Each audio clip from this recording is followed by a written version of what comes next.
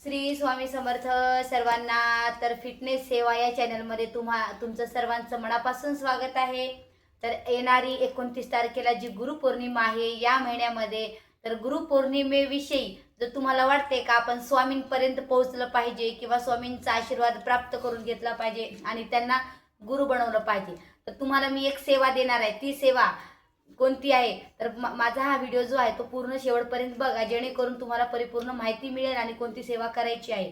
तर आता तुमच्याकडे 25 दिवस आहेत, त्याच्यामध्ये तुम्ही 11 दिवसाची सेवा करा किंवा 21 दिवसाची करू शकता। ज्या पद्धतीने तुम्हाला करता येईल त्या पद्धतीने तुम्ही ही सेवा करू शकता। आणि ही सेवा जो कोणी करेल प्रभावी मनाने, निर्मळ मनाने, तर 100% तुम्हाला त्या सेवेचं फळ भेटल्याशिवाय राहणार नाही। आणि इच्छा आहे काही तुम्हाला पाहिजे म्हणून सेवा नका करू, तर गुरूंसाठी सेवा करा। का तर आयुष्यामध्ये एखादा गुरु आपल्याला खूप महत्त्वाचा असतो। जो गुरु आपल्याला मार्गदर्शन दाखवत असतो, त्याच्यासाठी तुम्हाला ही सेवा करायची आहे, ना की तुम्हाला काही पाहिजे म्हणून। ठीक आहे, चला तर मग ही सेवा कोणती आहे, तर हा व्हिडिओला तुम्ही शेवटपर्यंत बघा। चला तर मग ती सेवा आहे श्री गुरु संक्षिप्त पारायण। तर ते ग्रंथ कोणता आहे, तर हा ग्रंथ आहे, जेणेकरून श्री गुरु संक्षिप्त पारायण आहे, जेणेकरून हे दत्त महाराजांचं आहे। आणि श्री स्वामी समर्थ महाराज हे दत्त गुरूंचेच अवतार आहेत।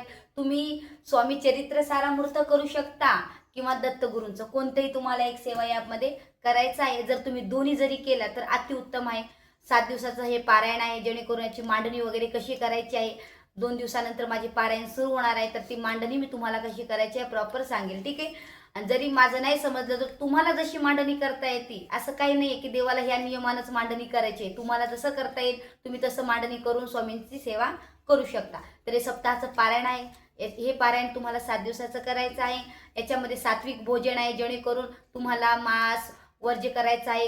ब्रह्मचर्य तुम्हाला पाळायची आहे 7 दिवस 8 दिवस। ठीक आहे, आणि त्याच्यानंतर हे 7 दिवसाचं पारायण झाल्यानंतर याला उद्यापन करायचं आहे। उद्यापन कसं करायचं, तुम्ही गोरगरिबांना खाऊ घाला, तुम्ही खिचडी, पुरी भाजी किंवा खीर पुरी असा नैवेद्य तुम्ही महाराजांना त्या दिवशी बनवून तुम्ही अर्पण करू शकता आणि हे पारायण पूर्ण करू शकता। आणि हे जो कोणी पारायण करेल त्यांना खरंच महाराजांचा आशीर्वाद प्राप्त होणार आहे। आणि गुरु केला नसेल तर 100% तुम्ही गुरु करून घ्या, का तर आयुष्यामध्ये एखादा गुरु आपल्याला खूप महत्त्वाचा असतो। चला तर मग हे पारायण ज्यांना ज्यांना करायचे त्यांनी कमेंट करा, त्याचं पूर्ण मार्गदर्शन मी तुम्हाला गाईड करणार आहे जर तुम्ही कमेंट केला तर। ठीक आहे, तर हा व्हिडिओ तुम्हाला कसा वाटला नक्कीच कमेंट करा। भेटू आपण नेक्स्टच्या व्हिडिओमध्ये, तोपर्यंत श्री स्वामी समर्थ।